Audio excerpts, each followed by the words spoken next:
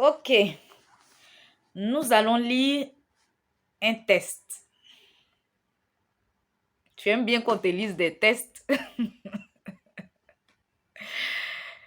Si tu n'aimais pas qu'on te lise des tests, ce test-là seulement, tu vas l'aimer. Alors, sois attentif, sois attentive. Donc, nous allons lire Jean, le chapitre 3, le verset 1 à 13. Top, c'est parti. Il y avait un homme qui s'appelait Nicodème, membre du parti des pharisiens.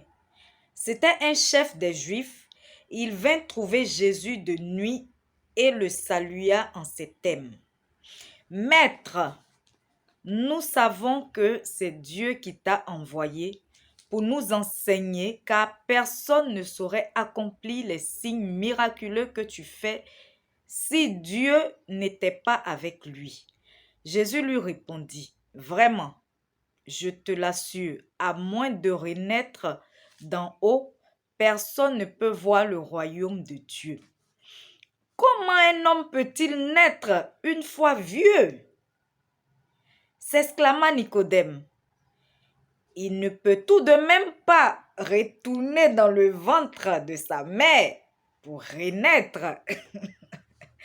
Vraiment, je te l'assure, reprit Jésus, à moins de naître d'eau, c'est-à-dire d'esprit, personne ne peut entrer dans le royaume de Dieu. Dans le royaume de Dieu, ce qui naît d'une naissance naturelle, c'est la vie humaine naturelle. Ce qui naît de l'esprit est animé par l'esprit. Ne sois donc pas surpris si je t'ai dit, il vous faut renaître d'en haut. Il vous faut renaître d'en haut. Le vent souffle où il veut.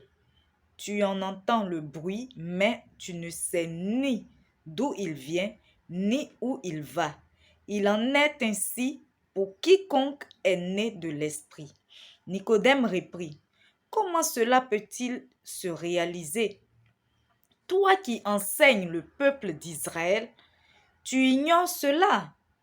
Lui répondit Jésus, vraiment, je te l'assure, nous parlons de ce que nous connaissons réellement et nous témoignons de ce que nous avons vu. Et pourtant, vous ne prenez pas notre témoignage au sérieux. Si vous ne croyez pas quand je vous parle des réalités terrestres, comment pourrez-vous croire quand je vous parle des réalités célestes? Car personne n'est monté au ciel sauf celui qui est descendu, le Fils. Amen, amen, amen.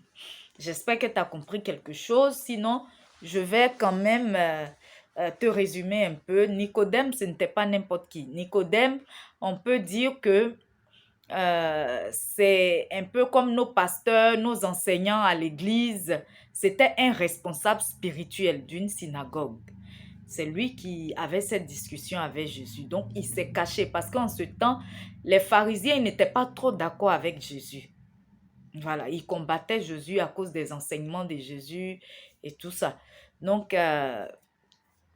Nicodème s'est caché la nuit pour aller apprendre un peu de Jésus, pour comprendre certaines choses qu'il ne comprenait pas. Et c'est comme ça, Jésus lui a dit, pour voir les choses célestes, pour aller dans le royaume de Dieu, pour voir le royaume de Dieu, il faut naître de nouveau. C'est surtout ce naître de nouveau-là. C'est sur ça, en fait, que je veux m'attarder. Le discours de Jésus et le discours de Nicodème. Vous allez certainement comprendre, pour ceux qui sont spirituels, que les deux n'étaient pas sur la même longueur d'onde. Les deux n'avaient pas le même langage. C'était une combinaison, en fait, qui ne tenait pas. Parce que pendant que Jésus, il parlait des choses spirituelles, Nicodème, lui, il parlait des choses célestes. Et c'est l'erreur que nous faisons généralement, nous les hommes, toi et moi. C'est cette erreur-là que nous faisons généralement parce que nous voyons les choses de manière physique, c'est-à-dire ce que nos yeux voient là physiquement. Nous pensons que le monde s'arrête à là, alors que ce n'est pas vrai. Il y a un monde qui est le monde spirituel et c'est ce monde-là qui est le plus important. c'est ce monde-là qui est le plus puissant parce que c'est ce monde qui décide de ce qui doit se passer dans le monde physique, de ce que nos yeux voient. Donc toi, pendant que quelqu'un est en train de te parler un langage spirituel, pendant qu'une personne est en train de te décrire une situation spirituelle, que cette personne soit en Christ ou bien que cette personne appartienne au monde des ténèbres, toi tu penses que la réalité, le monde s'arrête seulement à ce que tes yeux voient. Et toi tu lui parles un langage physique. Une fois dans une discussion avec une dame, c'était moi, il s'agissait bien de moi, avec une autre dame, la dame qui me dit, je ne t'ai même pas encore convertie, hein. La dame qui me dit, toi, tu n'as jamais mangé ma nourriture. Et je dis, mais quel genre de sottise la dame est en train de raconter? C'est enfantin. Comment tu me demandes si moi, je n'ai jamais... Quel est le rapport même déjà avec la discussion qu'on est en train d'avoir? Et en plus, toi-même, tu as déjà mangé ma nourriture. Parce que moi, je voyais une nourriture physique. Je voyais la loco, la tiéké, le poulet. Mais elle me tenait un discours spirituel. C'est longtemps après, des années après que j'ai compris ça. C'était un discours spirituel que la dame était en train de me tenir. Et moi, toute ignorante, j'étais en train de tout voir physiquement, en train de lui tenir un discours physique. Pendant qu'elle était en train de m'accuser dans le monde spirituel du n'importe quoi, peut-être qu'elle m'a donné pendant que je dormais. Et de ce qu'elle... Je pense que tu as déjà eu des rêves où tu mangeais. Est-ce que tu sais ce que tu mangeais? Donc, pendant qu'elle était en train de m'accuser dans le monde spirituel, moi, je lui parlais de poulet, je lui parlais d'alouko, je lui parlais d'attiqué.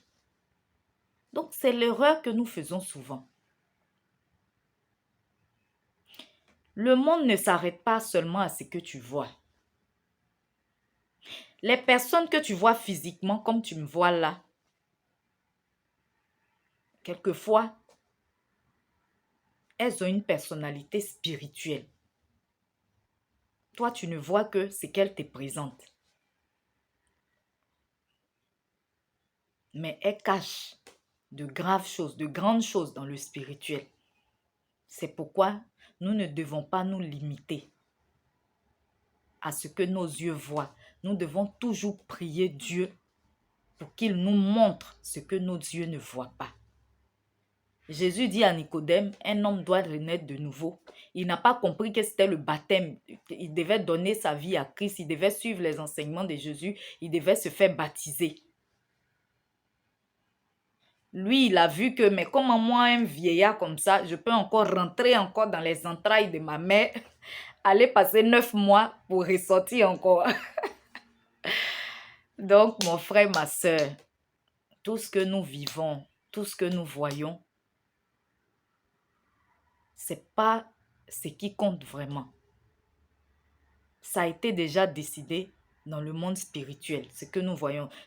Ça a été décidé dans le monde que nous ne voyons pas. Il y en a qui voient, mais il y en a plusieurs aussi qui ne voient pas. Et qui pensent que la vie ne s'arrête que dans ce monde où ils sont, où ils mangent le pain, ils prennent le café le matin. Non.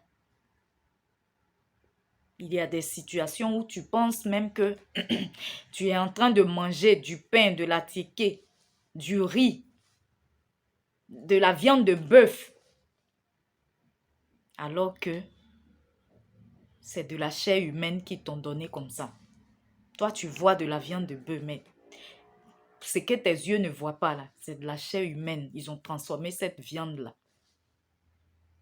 en chair humaine. Après, pour te réclamer, pour te dire que tu as mangé notre nourriture, donc toi aussi là, tu dois donner aussi pour toi. Un truc où tu ne savais même pas. C'est pourquoi Dieu nous dit, mon peuple périt faute de connaissance. Heureusement encore, il nous dit, vous connaîtrez la vérité et la vérité vous affranchira. Et comment connaître cette vérité-là?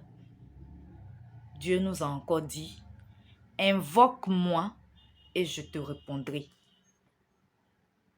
Je te révélerai de grandes choses, des choses cachées que tu ne sais pas.